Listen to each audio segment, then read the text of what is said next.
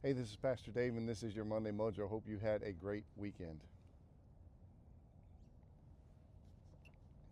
So it's just a few days away, Christmas.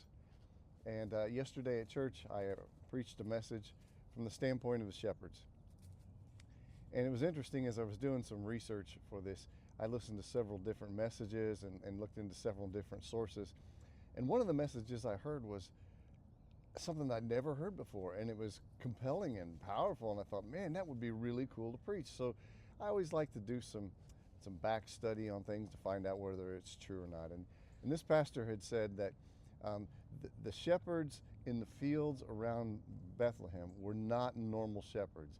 They were actually temple shepherds, and they were raising important sacrificial sheep, so much so that people would say that the best place to get a sheep for sacrifice in Jerusalem was Bethlehem. Of course, that's what they thought. And then there was this idea that there was a tower there called the Migdal Egner, and that was the tower of the flock, and the thought was that Jesus would be born in that, and that's from the Old Testament. But if you follow that through, you find out it's an interesting story. And then finally, there was this part of the message that said that every year the priest would come down from Jerusalem for the great sacrificial lamb for the Day of Atonement, and he would come to Bethlehem, and they would present perfect lambs to him, and they would do that in a manger to keep them safe, and then he would wrap them up in cloths to take them back to keep them safe. I thought, man, that was awesome. That's an awesome story. Unfortunately, there's not a whole lot of evidence that it's true. First of all, we don't know that the sheep in the fields around Bethlehem were temple shepherds. We don't have any proof that anyone ever said, if you want a great sheep, you go to Bethlehem for a sacrificial. The tower idea, if you follow that in the Old Testament, that tower would have been somewhere in Jerusalem, so the king would have been born in Jerusalem, which is what a lot of people would have thought, right? And then finally, the idea of the priest coming down, there's no proof of that anywhere. There's no evidence of that anywhere.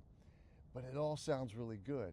And I got to thinking, why would somebody do that? Why would somebody write that? It was written in 1883, The Life and Times of Jesus, by a gentleman named Alfred Edersheim. And I truly believe he was trying to be faithful to the story. But I also think he did something that we do a lot of times as human beings. I call this precious moments Christianity. We want to take the story and make it really pretty, make it really nice.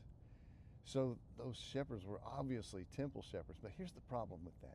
See, the angel said, I have good news of great joy. And good news for humble, outcast shepherds is way more powerful than good news for, hey, you guys, you're the temple shepherds, you're part of this story. And I think when we try to make it pretty, we take away from some of the raw power of the story itself. The Magi, maybe they represent those who are wise and have funds and resources. And maybe the shepherds are meant to symbolize those who are on the outcast looking in, on the outside looking in as outcasts. So I think we need to be real careful when we pretty up the story of the gospel, because the gospel is powerful in the fact that it comes to a place that isn't always all that pretty. Anyway, those are my thoughts. I hope that's helpful, and I hope it didn't break a lot of hearts, because maybe you thought that story was really cool and awesome. And who knows, maybe I'm wrong, but it doesn't seem to be the case. Have a great week.